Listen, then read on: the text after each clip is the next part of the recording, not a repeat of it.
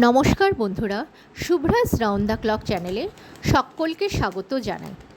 আজ আমি একটি চিকেনের অতি সুস্বাদু রেসিপি আপনাদের সাথে শেয়ার করছি, যা এই গরমে খুবই উপকারী। তো আসুন দেখে নেওয়া যাক আমার আজকের এই রেসিপিটি। লেমন পেপার চিকেন বানানোর জন্যে আমি প্রথমে মাংসগুলোকে খুব ভালো করে ধুয়ে জল ঝরিয়ে একটি জল ঝরানো পাত্রে আমি তুলে রাখবো।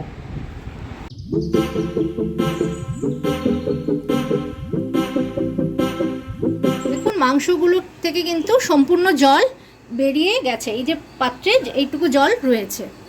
এই মাংসগুলোকে আমি একটি পাত্রে উঠিয়ে নিয়েছি। এর মধ্যে আমি প্রথমে লেবুর রস, দুটো লেবু নিয়েছি, লেবুর রস প্রথমে দেব। রসের পরে এবার আমি নুন অ্যাড করব। 1 টিস্পুন নুন। আপনারা পরিমাণ অনুযায়ী যেরকম স্বাদ অনুযায়ী নুন খান সেইভাবে কিন্তু নুনের পরিমাণটি অ্যাড করবেন। দিয়ে নুন এবং লেবুর রস দিয়ে ভালো করে মাখানোর পরে আমি একটি ঢাকনার সাহায্যে এটিকে 20 মিনিটের মতন রেখে দেবো। এটি হলো আমার ফার্স্ট ম্যারিনেশন। এরপর আমরা সেকেন্ড ম্যারিনেশনে আসব। সেকেন্ড ম্যারিনেশনের জন্য আমার যেই উপকরণগুলো লাগবে তা হলো কাঁচা লঙ্কা। আমি এখানে 5টি কাঁচা লঙ্কা নিয়েছি, কিছুটা পরিমাণ আদা নিয়েছি, রসুন নিয়েছি কিছু পরিমাণ, এবং টক দই নিয়েছি 100 গ্রামের মতন। এবার আদা, রসুন ও কাঁচা লঙ্কার একটি পেস্ট আমি তৈরি করে নেব। রসুন, আদা ও লঙ্কার যে মিশ্রণটি আমি তৈরি করেছি এটি দইয়ের মধ্যে দিয়ে ভালো করে ফেটিয়ে নিয়ে মাংসের মধ্যে কিন্তু আমি আবারও 10 মিনিটের মতন ম্যারিনেট করে রাখবো।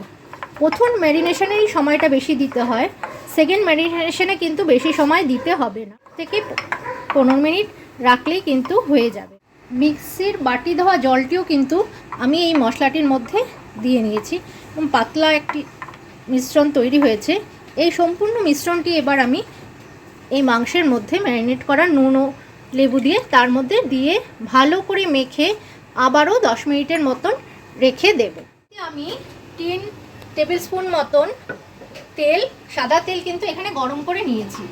এবারে এটিতে আমি গ্যাস কমিয়ে রেখে গ্যাসের আঁচ একদম সিম করে নিয়ে তেজপাতা, লবঙ্গ, দুটো এলাচ, ছোট এলাচ, গোলমরিচ ও সামান্য পরিমাণ দারচিনি নিয়েছি, সেটি আমি জাস্ট ফোড়ন হিসাবে কড়াইতে ছেড়ে দেব।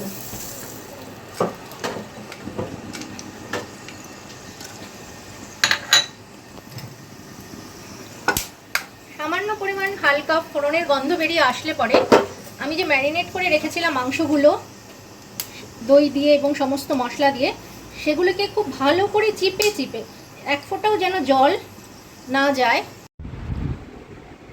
ম্যারিনেট করা মাংসগুলোকে খুব ভালো করে হাতের সাহায্যে চিপে চিপে কিন্তু ছাড়তে হবে, কারণ এক ফোঁটাও যেন জল এর মধ্যে না যায়।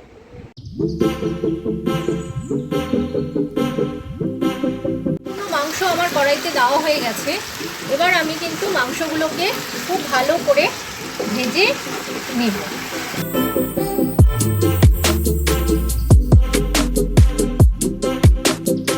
মাংসগুলো কিন্তু আমার ভাজা ভাজা মতন হয়ে এসছে।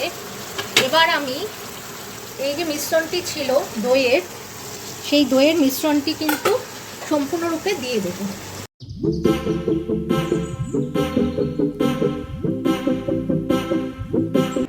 এখানে আপনারা চাইলে নুন অ্যাড করতে পারেন আপনাদের স্বাদ অনুযায়ী। 20 মিনিটের মতন ঢাকা দিয়ে গ্যাস সিম করে রাখতে হবে। মিনিট হয়ে গেছে। এবার আমি ঢাকনা খুলে দেখব কি অবস্থায় রয়েছে। মাংসগুলো সেদ্ধ হয়ে এসছে, কিন্তু প্রচুর জল বেরিয়েছে দই থেকে। প্রথমে লেবু দিয়ে মাখানো ছিল, তারপরে আবার দই দেওয়া হয়েছে। এবার গ্যাস বাড়িয়ে 5 মিনিটের মতন ফুটিয়ে নেব। ও গোলমরিচ নিয়ে এই শুকনো খোলায় আমি এই দুটিকে ভেজে নেব। মশলাগুলোকে এবার আমি হামালদিস্তার সাহায্যে গুঁড়ো করে নেব। জল শুকিয়ে এসছে। এবার আমি যে মশলাটি তৈরি করলাম এর উপর দিয়ে ছড়িয়ে দেব। লেবু কেটে রেখেছি সেগুলোকেও এর মধ্যে কিন্তু এবার দিয়ে দেব।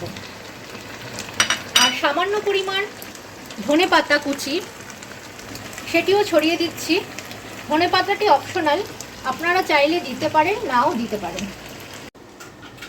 সম্পূর্ণ মশলার সাথে মাংসগুলোকে খুব ভালো করে মাখিয়ে আমি এবার তুলে নেব।